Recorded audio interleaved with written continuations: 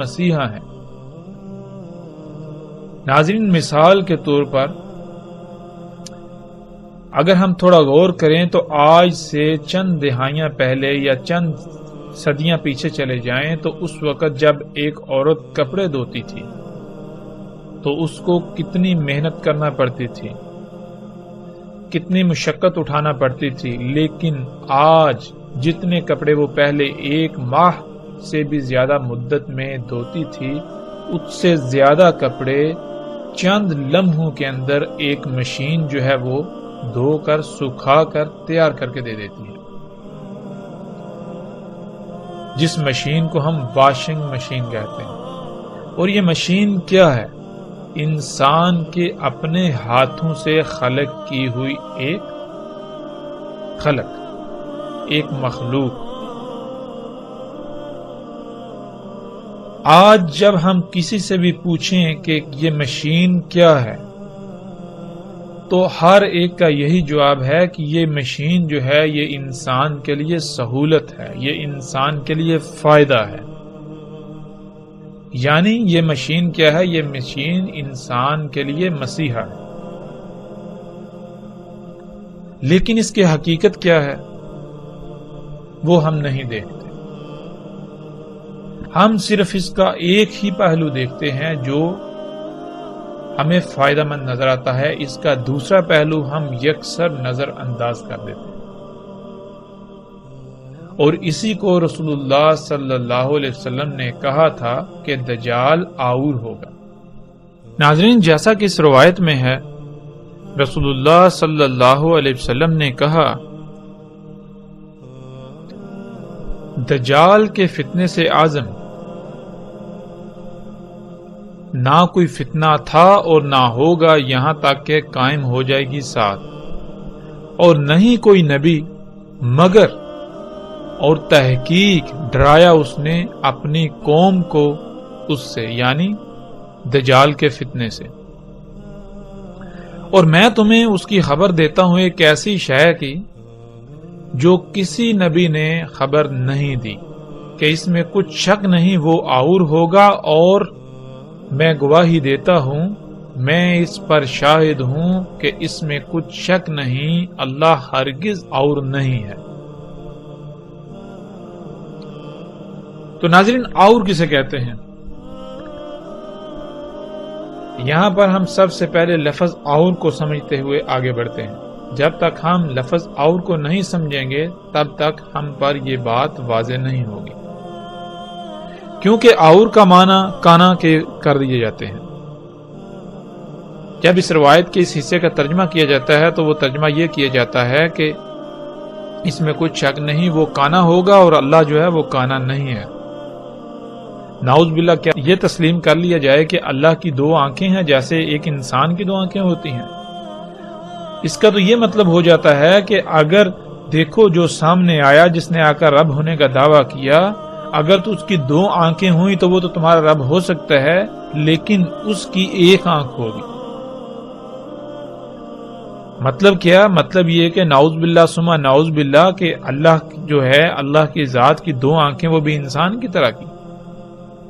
یہ تو اللہ سبحانہ و تعالیٰ کے اوپر بہت بڑا بہتان جو ہے وہ باندھا جاتا ہے اور باندھا جا رہا ہے۔ اور کسے کہتے ہیں؟ اور کہتے ہیں کسی بھی شے کے ایک ہی پہلو کو دیکھنا۔ مثال کے طور پر آپ کوئی کام کرتے ہیں تو اس کام کو جب آپ کریں تو اس کا صرف ایک ہی رخ دیکھ پائیں، ایک ہی رخ سے دیکھ کر اس کو کریں، دوسرا رخ جو ہے وہ نامکمل رہے۔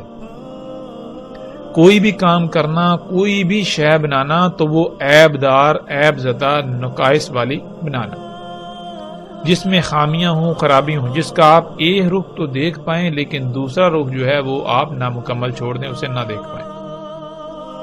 یہ کہتے ہیں آور ہونا۔ اور کہتے ہیں کوئی بھی ایسی شے جو خامیوں والی ہے، جو نامکمل ہے، جو ایک طرف سے تو مکمل نظر آ رہی ہے، اس کا ایک پہلو تو مکمل نظر آ رہا ہے لیکن دوسرا پہلو جو ہے وہ اس کا نامکمل ہے، خامیوں والا، خرابیوں والا، نقائص سے بھرپور۔ ناظرین، اللہ سبحانہ و تعالیٰ قرآن میں کہتے ہیں کہ اللہ نے ہر شے کا اس سے جوڑا بنایا، تو اسی طرح کوئی بھی شے ہے، کوئی بھی خلق ہے تو اس کا صرف فائدہ ہی نہیں، اس کا نقصان بھی ہوتا ہے۔ جب آپ کوئی بھی شے خلق کرتے ہیں یا کوئی کام کرتے ہیں تو اس کے دو پہلو ہوتے ہیں، ایک اس کا فائدے والا پہلو اور دوسرا اس کا نقصان والا پہلو۔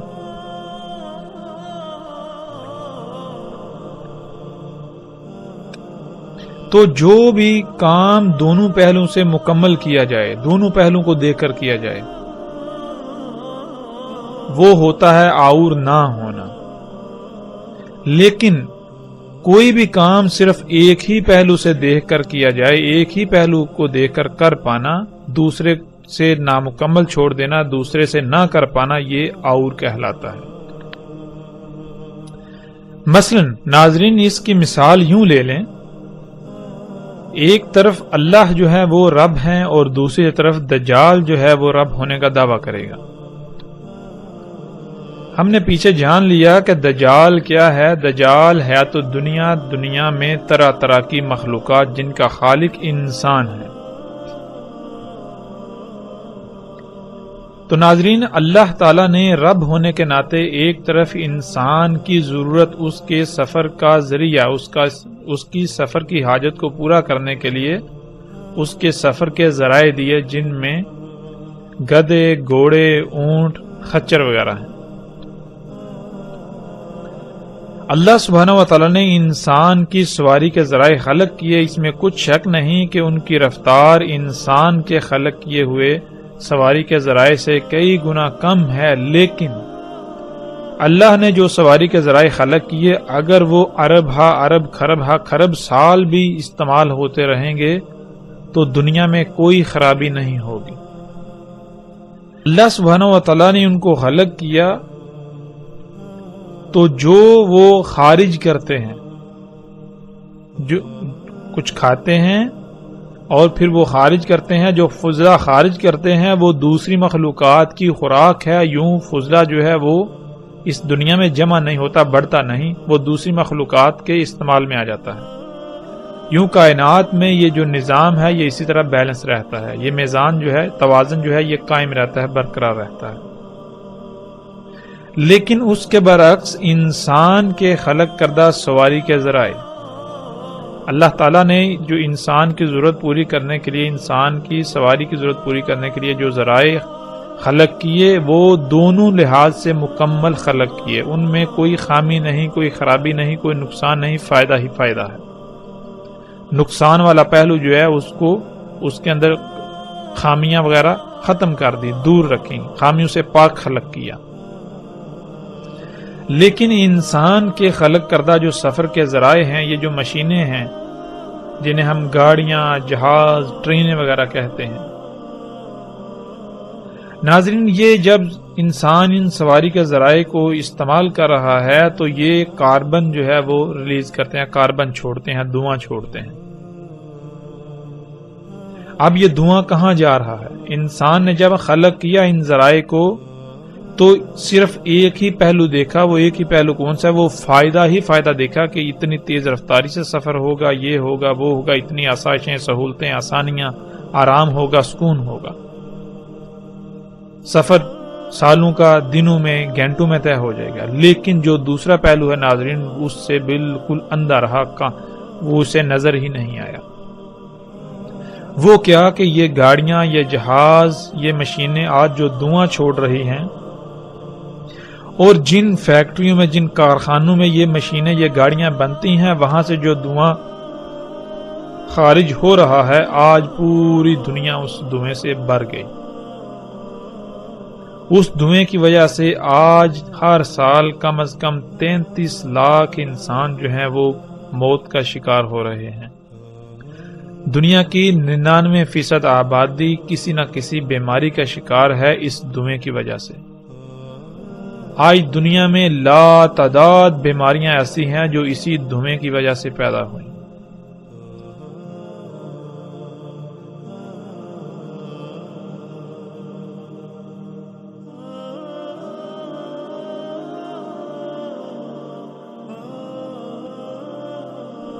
آج دنیا میں لا تعداد مخلوقات ایسی ہیں جن کا قتل ہوا، جو صفحہ ہستی سے مٹ گئیں، اور وہ اسی دھوئیں کی وجہ سے۔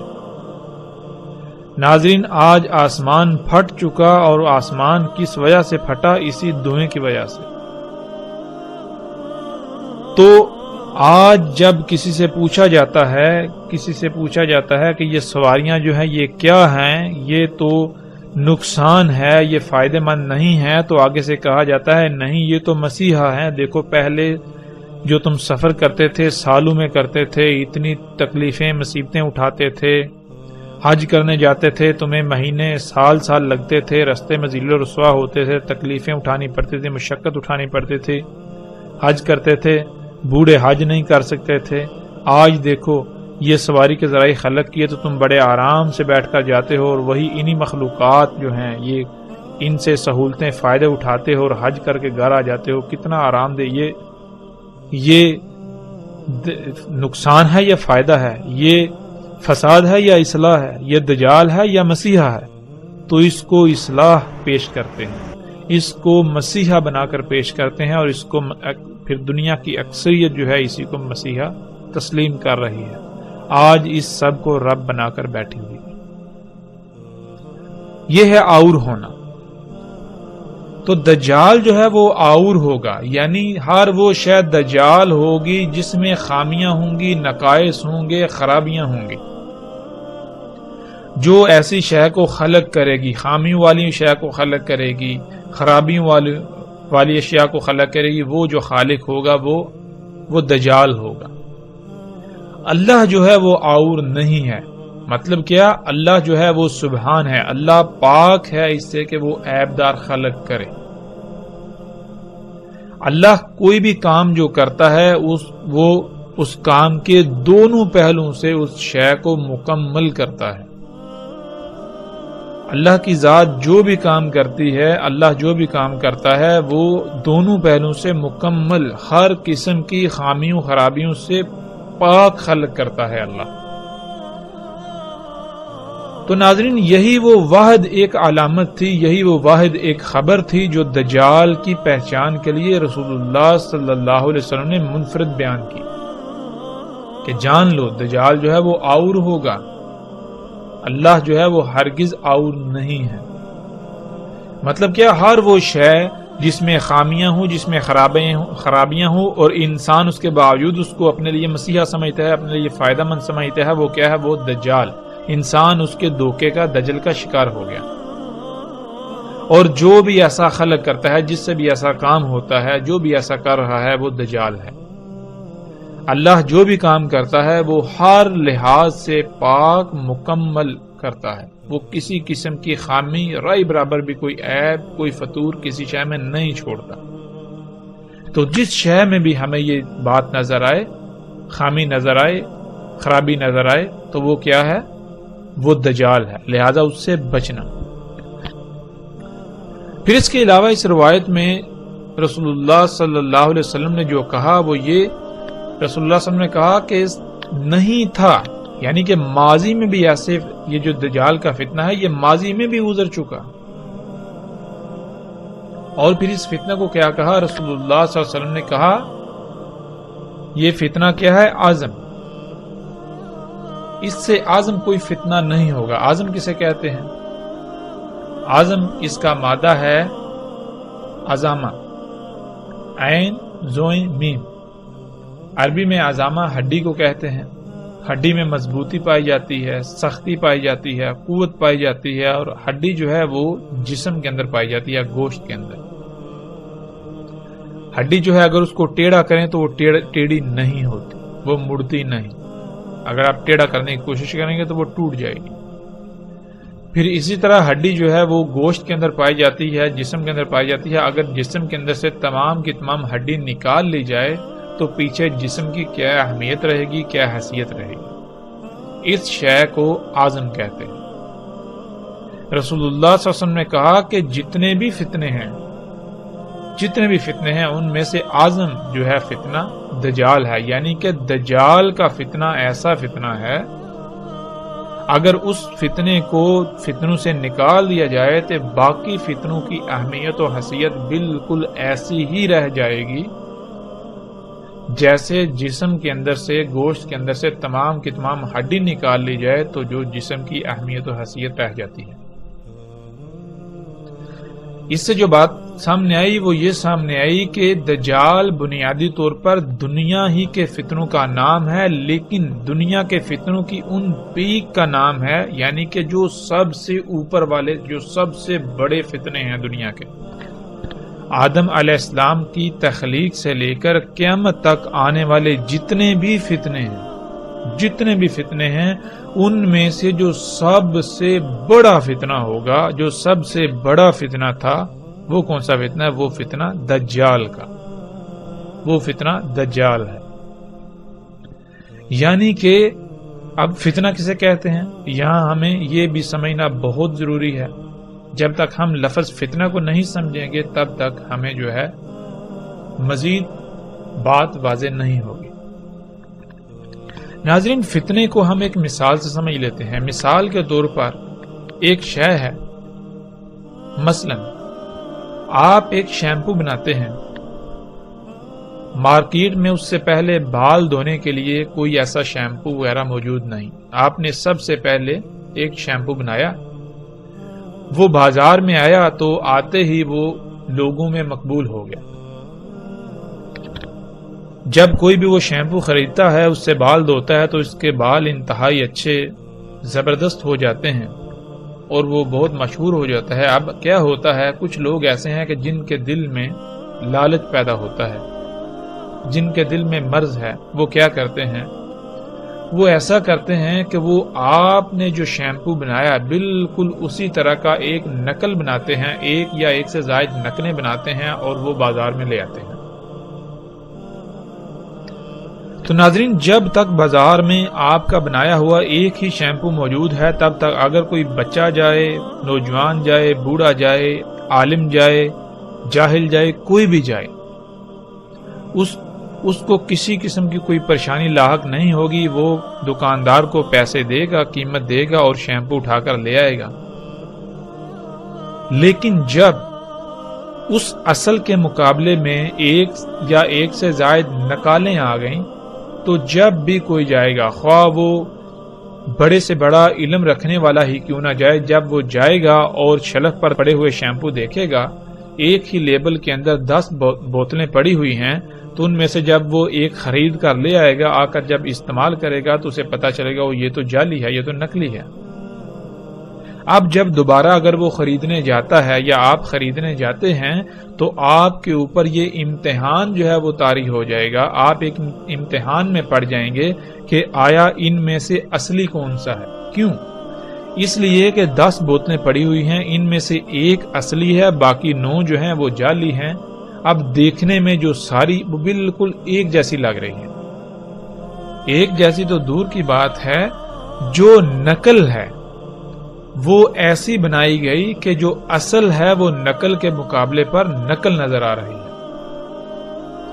تو ناظرین، ایسے میں کوئی بھی انسان جب جائے گا، ہاں وہ کتنے ہی علم والا کیوں نہ ہو، تو اس کے اوپر ایک امتحان جو ہے وہ برپا ہو جائے گا کہ آیا ان میں سے اصل کون سی ہے، ان میں سے اصل شیمپو کون سا ہے۔